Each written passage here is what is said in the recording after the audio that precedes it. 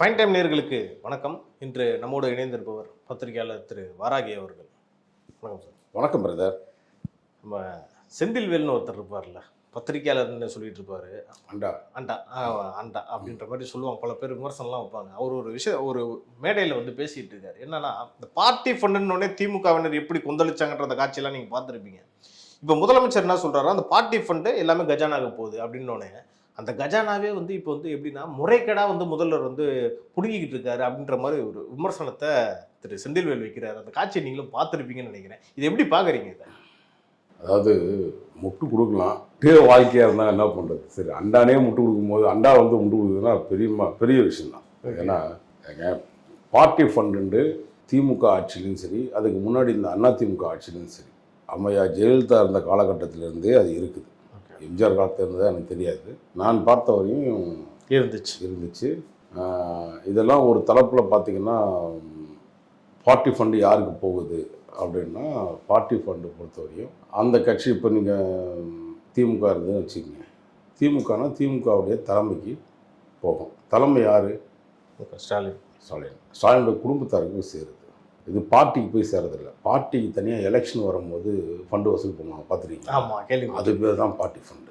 இது வந்து லஞ்சம். ஸோ அண்டாவை பொறுத்தவரையும் என்னென்னா, வாங்கின காசுக்கு மேலே கூறுறது வந்து அதை மீறி சக்தி. அது சரி, கூட்டம் விடுங்க, இருக்கிற இடத்துல ஒருத்தமா விசுவாசமாக இருக்கிறான்ல, அது இப்படிதான் விசுவாசமாக இருக்கு. ஆமாங்க, நீங்கள் விசுவாசன்ற போர்வையில் கூடவே இருந்த திருமாவளவன் ஓடி போயிட்டாப்புல. விசுவாசம் 25 கோடி ரூபாய்க்கு முன்னாடி 2 கம்யூனிஸ்ட்டுக்கு வாங்கினாங்க, அவங்க ஓடி போயிட்டாங்க 2 பேரும். அது ஒயிட்ல வாங்கினதா பெருமையாக சொல்லிக்கிட்டாங்க சார்.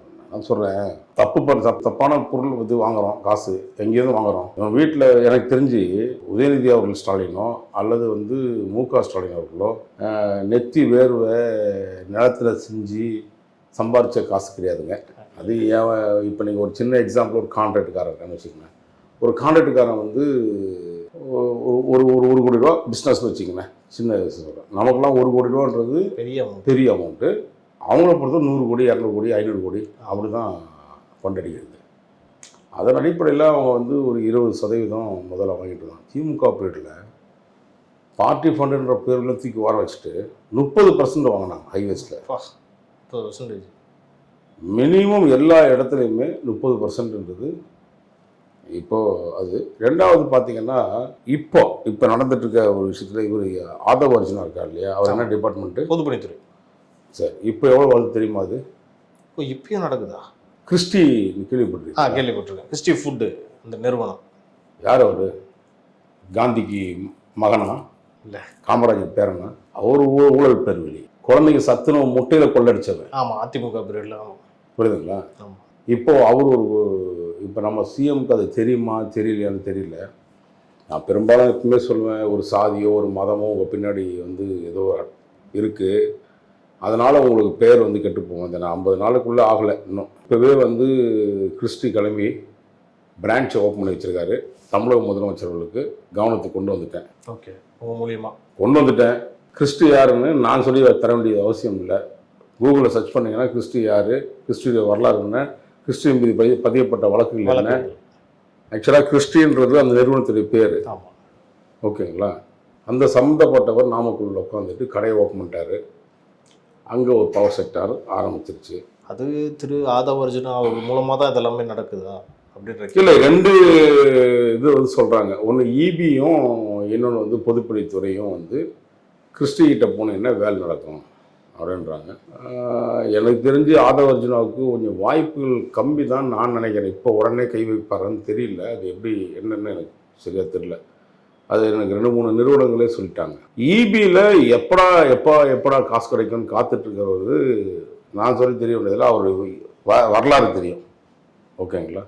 நிர்மல்குமாருடைய வரலாறு என்னென்னு உங்களுக்கு நல்லாவே தெரியும். இப்போவே சாதாரணமாகவே இன்னொரு டிபார்ட்மெண்ட், ஸ்கூல் எஜுகேஷன் டிபார்ட்மெண்ட்லேயே நீங்கள் ஒன்றுமே பண்ண வேணாங்க, பெருமை பேசுகிறாங்க. இல்லை, நான் என்ன சொல்கிறேன், எனக்கு எந்த பாருங்க, தூய்மையான ஆட்சி கொடுத்தா சந்தோஷமாக வர இருக்கிறேன், சத்தியமாக வர இருக்கணும், வந்து தான் ஆகணும். நான் வந்து விஜய் அவர்கள் கொள்ளடிப்பார் அப்படின்னு யாராவது சொன்னான்னா நானே காரி உமிழுவேன். விஜய் ஊழல் பண்ணார் அப்படின்னு சொன்னால் நானே காரி துப்புவேன். விஜய் அவர்கள் வந்து லஞ்சம் கேட்டாருன்னு சொன்னாலும் காரி துப்புவேன். விஜய் கீழே இருக்கிறவங்க யார் சொன்னாலும் நான் காரி உமிழ மாட்டேன்.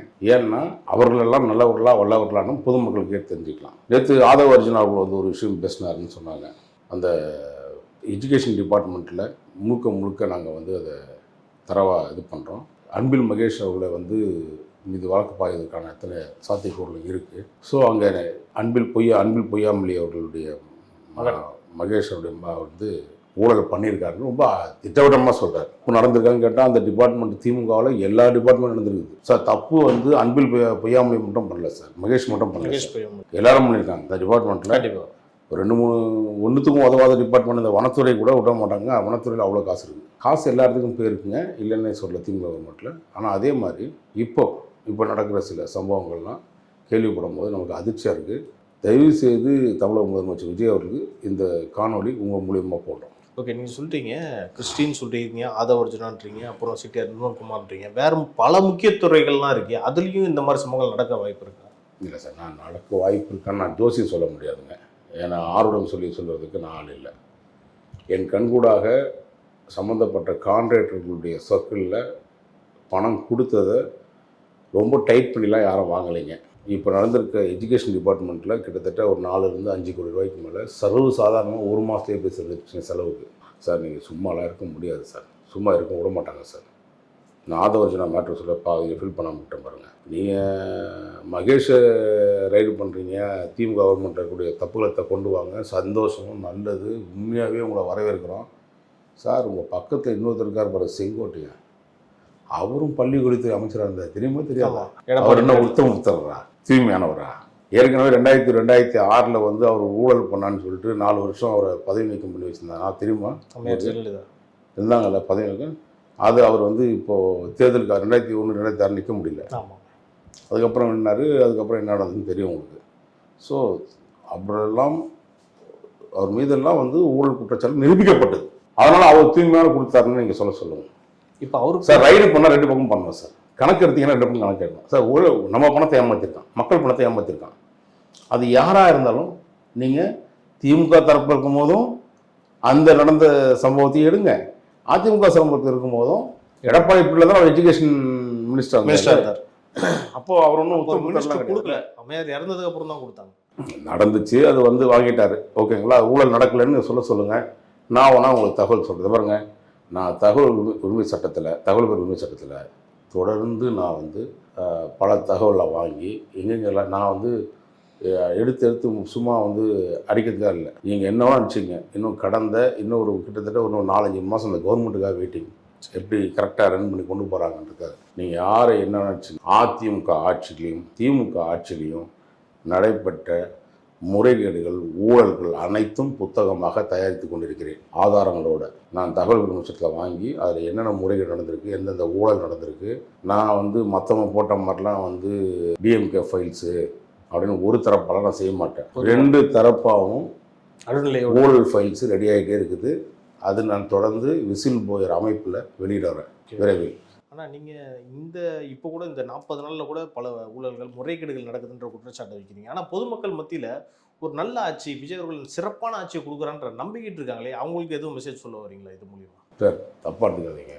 இது வந்து என்னோட காவல்துறை அதிகாரிகள் கவனத்துக்கு கொண்டு போகிறதுக்காக சொல்கிறேன். உங்களுக்கு வந்து விஜய் அவர்கள் வந்து இந்த ஆட்சி நல்லாட்சி நடக்கணும், அதுக்காக தான் தவறான அதிகாரிகள் போடாமல் நேர்மையான அதிகாரிகள் கொண்டு வரன்ற பொருளில் ஒரு தவறான அதிகாரியில் ஒரு 4 ஐபிஎஸ் ஆஃபீஸரு எப்பவுமே அதிமுக ஆட்சியில் திமுக ஆட்சியில் பண்ணாங்களோ அதே தவறு தான் இவங்களும் பண்ணுறாங்க. இப்போ நீங்கள் அருண் அவர்களை சொல்கிறீங்களா? அருணும் மட்டும் இல்லைங்க, வருண் எல்லா கடம்பாந்தான் பிடிச்சவங்களும் வந்து காசு தாங்க மெயின், இதை வச்சு தான் ஓடிட்டுருக்கானுங்க வாழ்க்கையை, புரியுதுங்களா? எனக்கு தெரியும் யார் யார் என்ன கதை இருக்குது.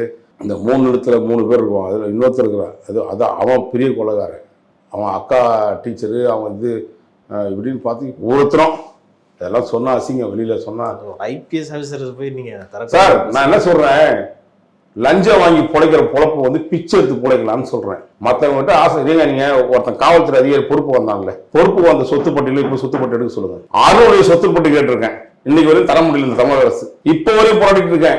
நீங்கள் நேர்மையான அரசு தானே, அவனை எடுத்து கூட சொல்லுங்க. 600 சொத்து பட்டியல் டேவிட்சன் தேவ ஆசீர்வாதத்தில் சொத்து பட்டியல் கேட்டிருக்கேன், இது வரையும் கொடுக்க முடியல.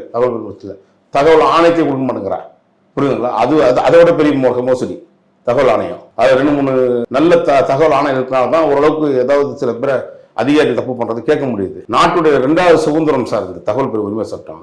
ஏன் சார் நீங்க நல்லது பண்ணுன்னு சொல்லதான் போறோம். எனக்கு என்ன இந்த ஆட்சியை வந்து குறை சொல்லணுன்றது எனக்கு என்ன நோக்கமா இல்லை, எனக்கு என்ன வந்து ஏதாவது வேண்டுதல் இல்லை திமுககாரங்க வேண்டப்படுறேன். நான் தான் சொல்கிறேன், இவனுக்கு 2 பேருமே அயோக்கிய பேருங்க, இவனுடைய முறைகேடுகளையும் ஊழல்களையும் நான் வெளிச்சமாக கொண்டு வரேன், அதுக்கான புத்தகமும் ஆவணமும் தயாராகிட்டு இருக்குன்னு நான் சொல்கிறேன். நான் என்ன கேட்குறேன், நீங்கள் நேர்மையான ஆட்சி நீங்கள் போய் ரைடு பண்ணீங்கல்ல, இப்போ அது நல்ல விஷயம் தானே சார்? சார் நல்ல விஷயம், வரவேற்கிறேன் சார். என்ன பண்ணீங்க? ரைடோடு முடிச்சுட்டா ரைடுக்கு அப்புறம் என்ன இன்வெஸ்டிகேஷன் நடந்துகிட்டு இருக்கு. என்ன இன்வெஸ்டிகேஷன்? வெங்காய இன்வெஸ்டிகேஷன்.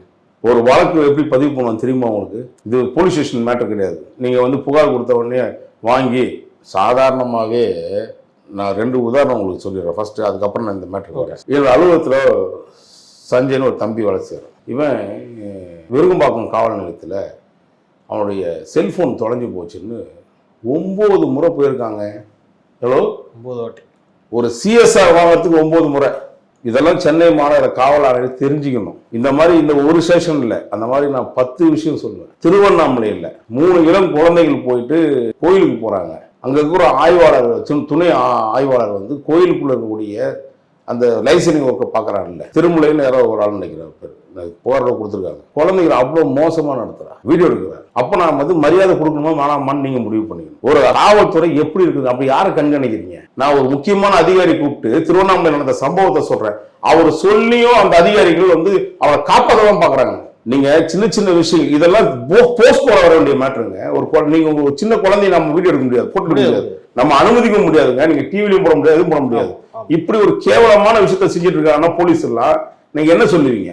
அப்ப யாருடைய தப்பு சார்? நீங்க இதெல்லாம் விஜய் தான் பார்த்துனே இருப்பாரா அப்படின்னு கேட்காதீங்க. விஜய்க்கு அப்பாயின்மெண்ட் பண்ணல அதிகாரிங்க, அந்த லட்சணம் தான் இது பாருங்கன்னு சொல்றேன். போன முறை நடந்ததுன்னா ஸ்டாலினுக்கு தெரிஞ்சே நடந்ததுன்னு நினைக்கிறீங்களா? பல விஷயம் தெரியாம நடந்தது, தெரிஞ்சே சில விஷயம் பண்ணானுங்க. ஏன்னா இது டம்மி பீஸ், எது சொன்னாலும் எதுவும் கேட்காது, திருப்பி கேட்காது நம்மள அப்படின்னு தான் நீங்க கண்ணன் புரஸ் பண்ணாங்க. அதே தப்பு நீங்க தயவு பண்ணிடாதீங்க சார். இப்ப பாருங்க, இப்ப நீங்க ஒவ்வொரு அப்பாயின்மெண்ட்டும், இப்ப அவர் சிஎம் உடைய பக்கத்துல ஃபர்ஸ்ட் அந்த அஸ்ட்ராலஜருடைய ரத்தன் பண்டிட்டுடைய அப்பாயின்மெண்ட் ஒரே நேரத்துல 2 பேர் ஆர்டர் வருது, ஜிஓ வருது 2. எதுக்கு ரத்தன் பண்டிட்டுடைய ஜிஓவை ஃபர்ஸ்ட் வெளியிட்டாங்க? யார் வெளியிட்டா? தலைமைச் செயலாளர். சரியானவரா? தலைமைச் செயலாளர் தன் தகுதியை வந்து மீறி செய்யறாரா இல்லையா? கையெழுத்து போட்டாச்சு, எங்க போச்சு, எப்படி வந்துச்சு லெட்டர்? ஏன் ஒண்ணு வெளியே வச்சு இன்னொரு வரையே வரல? அப்ப தலைமைச் செயலாளர் யாருக்கோ வேலை செய்யறாரா இல்லையா? யாருக்கு வேலை செய்யறாரு? சிஎம்க்கு வேலை செய்யல. ரத்தன் பண்டிட் மேட்ல நடந்தது ஏதோ சரி இருக்கு, அப்போ உள்ளுக்குள்ள இன்னொரு பவர் செக்டார் இருக்கா இல்லையா? நான் சொல்ற புரிஞ்சுங்க. நாமக்கல்ல ஓப்பன் பண்றான், இங்க ஓப்பன் பண்றான், யாருன்னு தெரியல. யார் இந்த பவர் செக்டார்? யார் நடக்குது? சரி, அது ஒரு சம்பவம் நடந்துச்சு, ஏதோ தவறுதலாவே தலைமைச் செயலாளர் ஆபீஸ்ல ஓலையை விட்டுட்டான், பிஏ விட்டுட்டான், கார் டிரைவர் விட்டுட்டான்னு சொல்லுங்க. அடுத்த கட்டம் ஒண்ணு வெளியே வருது. ஏதாவது பிரச்சனை ஆயிடுச்சா? இல்ல, எதுவும் வரல சார். நேத்து ஒண்ணு வெளியே வந்துச்சு பாத்தீங்களா?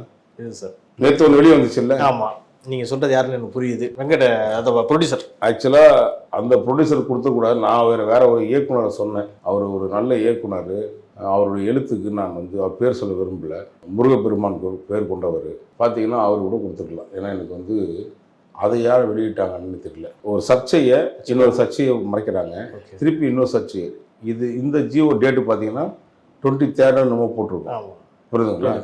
எப்போ நடந்த சம்பவம். இப்போ ஒவ்வொரு முறையும் ஏதோ ஒரு பிளான் வந்து ஜியோ யாரை போட்டு. இப்போ எனக்கு என்ன தெரியுமா, அடுத்தது யாருக்கு ஜியோ போட போறீங்கன்னு எனக்கு கேள்வி வரும். நீங்க சொன்ன அந்த 2 ஜியோவுமே பெரிய சர்ச்சையை ஏற்படுத்தியிருக்கு சார். சர்ச்சை இது. சிஎம்மோட வேற ஒரு நபர் தொடர்பு பற்றி பேசிட்டு இருக்காங்க. நம்ம அர்த்தமுடைய மெல்றதுக்கு வாய்க்கு நம்மளே வந்து வாயில் ஏதாவது சாப்பிட்றதுக்கு போடுறோம். இது தேவையா? இப்ப என்ன திரும்ப பேசுறாங்கன்னா, அந்த சம்பந்தப்பட்ட நபருக்கு கவர்னர் பதவிக்கு வாங்கி கொடுத்தாலும் கொடுப்பாரு. தேவையா? நம்ம தேவை எதுக்கு? இருக்கிற பிரச்சனை என்ன? ஒவ்வொரு நாளும் அமைச்சர் பண்ற பிரச்சனையை மறுபடியும். இப்போ முன்னாடி சிஎம் அந்த முக ஸ்டாலின் ஒரு கூட்டத்தில் பேசும்போது சொல்லுவார், நம்மவர்கள் காலையில் எழுந்த உடனே என்ன பண்ணாங்கன்னு தெரியாமையே நான் வந்து ஒவ்வொரு நாளும் வந்து தூங்க முடியாமல் நினைச்சு அப்படின்னு இதாயிட்டேன். அது ஒரே நாள் தான். அடுத்த நாள் அதை பற்றி அவர் சிந்திக்கிறது இல்லை. அவர் தூக்கம் வரல எப்போது அவருக்கு. உடனே தூக்க மாத்திரை கொடுத்து தூங்க வச்சுறாங்க டெய்லி. அது அப்படியே ஃபிளாட் ஆயிடுச்சா? இப்போ அடுத்தது இது தேவையாது. இந்த இடம் இந்த மாதிரி சர்ச்சைகள் நமக்கு வேணுமா?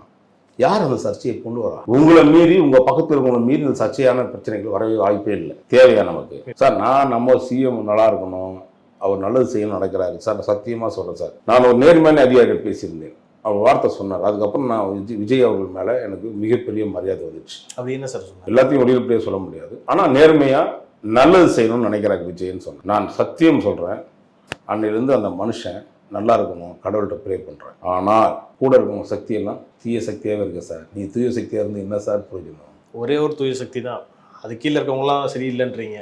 இருக்கலாம், நிறைய பேர் இருக்கிறாங்க, நல்லவர்கள் இருப்பாங்க, நான் இல்லைன்னு சொல்ல. ஏதோ ஒரு விஷயம் அவர் மீறி கைமீறி அவரை மீறி போயிட்டு இருக்கு அப்படின்னா நீங்கள் கவனம் செலுத்தணும்னா திமுகவுக்கு 5 வருஷம் வச்சு தான் மக்கள் ரிவிட் அடித்து ஆப் வச்சுட்டான். ஆமாம், புரியுதுங்களா? எனக்கு அந்த மாதிரி தாவேக்காக்கு வந்துடக்கூடாதுன்னு நினைக்கிறேன். அதுவும் இல்லாமல் இது மைனாரிட்டி கவர்மெண்ட் வேறு. சரி, மைனாரிட்டி அதெல்லாம் சும்மையான மைனாரிட்டி நம்ம தான் சொல்கிறேன். ஆட்சி நடக்குதா? அது மைனாரிட்டி கவர்மெண்ட் என்னன்னா நம்ம மெஜாரிட்டியாக இருந்தால் என்ன சார்? ஆட்சி நடக்குது, நல்லா நடக்குது. ஏதோ அங்கே ஒன்று இங்கே ஒன்று சில சட்டம் நாதாரி செய்கிற சட்டம் ஒழுங்கு பிரச்சனை இன்னைக்கு நீங்கள் அதில் நம்ம பேச ஆரம்பித்தா நேர்மையாக பேசாகும். முன்னை விட இப்போ கிளைமேட் கொஞ்சம் ஏறிட்டு தான் இருக்குது. அது உங்களை மறைக்க பார்க்குறாங்க, தப்பாக இருக்குது. நல்ல அதிகாரிகள் உட்காந்துருக்காங்க.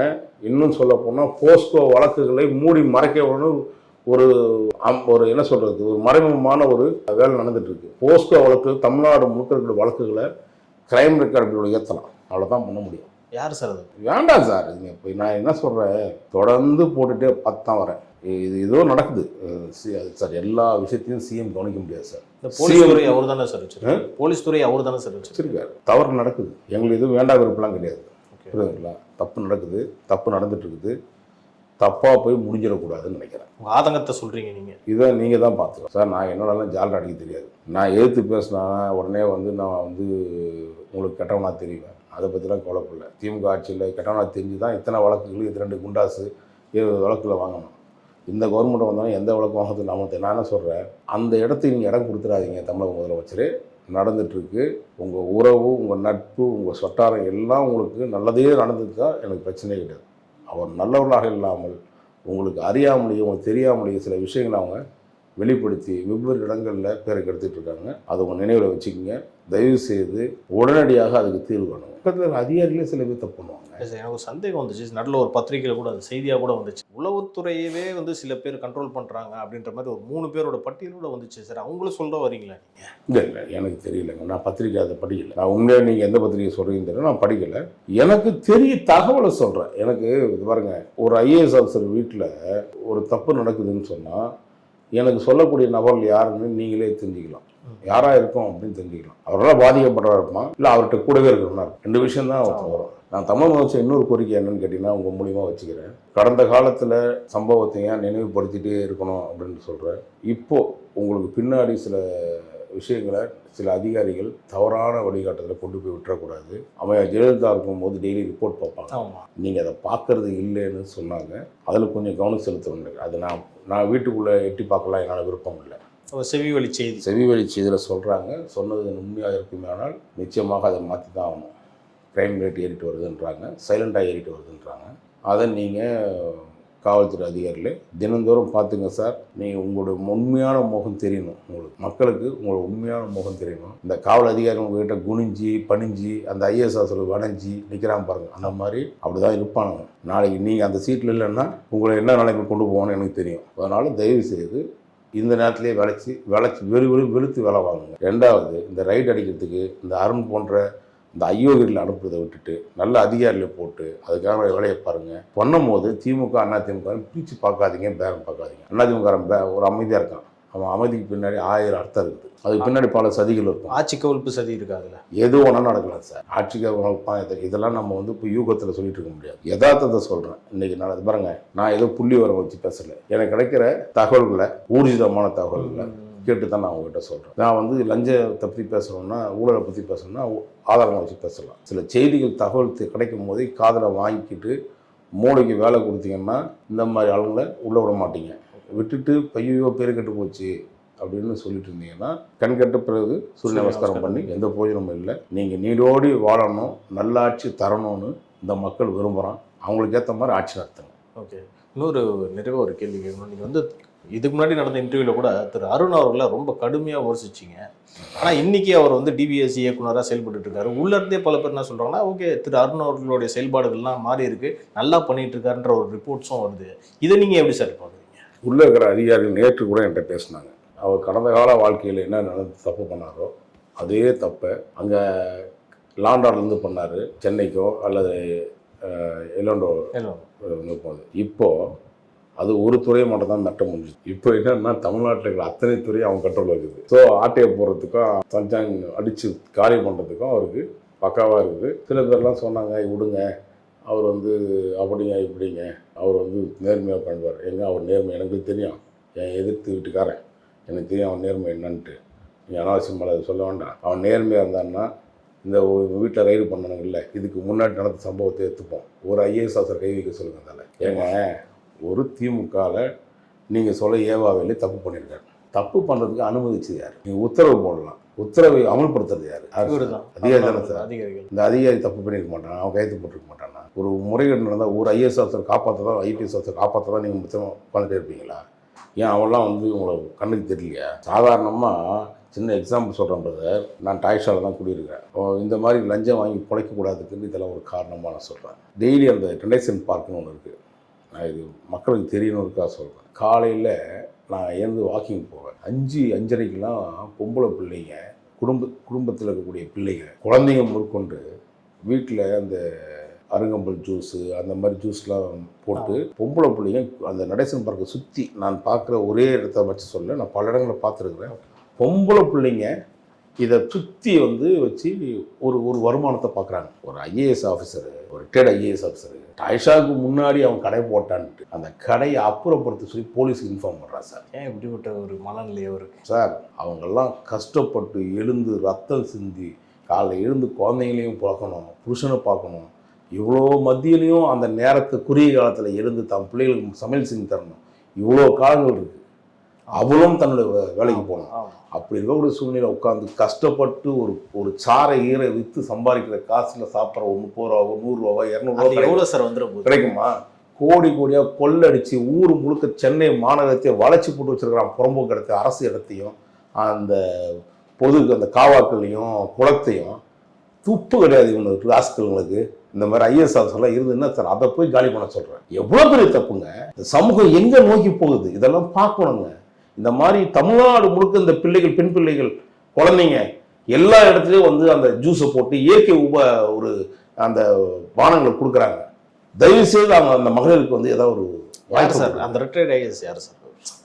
விடுங்க, நல்லா காகிதத்து. அவன் வீட்டில் 1008 அசிங்கம் இருக்குது. வெளியில் வந்து அந்த பிள்ளைங்க அந்த ஒரு டேபிள் போட்டு 2 அடியில் டேபிள் போடுறது எங்கள் பிரச்சனை. இப்படி தாங்க இருக்கிற அதிகாரி. அவன் வீட்டில் போய் ரைடு பண்ண முடியுமா? உங்களால் கோடி கோடி அடிச்சிருக்கான். புரியுதுங்களா? இதுதான் ஐஏஎஸ் ஐபிஎஸ்க்கும் அவனுக்கு சங்கம் இருக்குது. இன்றைக்கி வரையும் சொத்து பட்டியலை வெளியிட மாட்டானுங்க. சோத்துக்கே வழி இல்லாமல் ஒரு வேளை சோத்து கூட கிடைக்காத, அந்த காசு 100 ரூபா 200 கிடைக்காதான்னு சொல்லி பொம்பளை பிள்ளைங்க தமிழ்நாடு முழுக்க வந்து அங்கங்கே உட்காந்து பார்க்கா நடைபாதை போகிற இடத்த எல்லாத்தையுமே வச்சுக்கிட்டு அவங்க ஏதோ பண்ணுறாங்க. மொத்தமாக ஆக்கிரமிச்சு வச்சுருக்கானுங்க நாட்டில். அதெல்லாம் கண்ணு தெரியல. இதே ஐஏஎஸ் ஐபிஎஸ் அவர்கள் எத்தனை புறம்போக்கு இடங்களையோ லிட்டிகேஷன் ப்ராப்பர்ட்டி கேட்க வச்சிருக்கேன். நான் லிஸ்ட்டு சொல்லட்டுமா? ராம்சார் நிலத்தில் கூட பல்வேறு முறைகேடு நடந்துச்சு தான் சொல்கிறேன். பல விஷயங்கள் இருக்குது.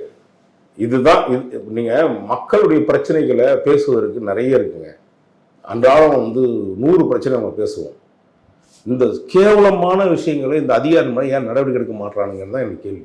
ஓகே, அப்போ உங்களுடைய கோரிக்கை வந்து திரு விஜய் அவர்களுக்கு இந்த மாதிரி அதிகாரிகளை நீங்கள் களை எடுக்கணுன்றது தான் முக்கியமாக. ஆமாம் சார், உங்கள்கிட்ட கவனத்தை கொண்டு வர மாட்டாங்க சார்.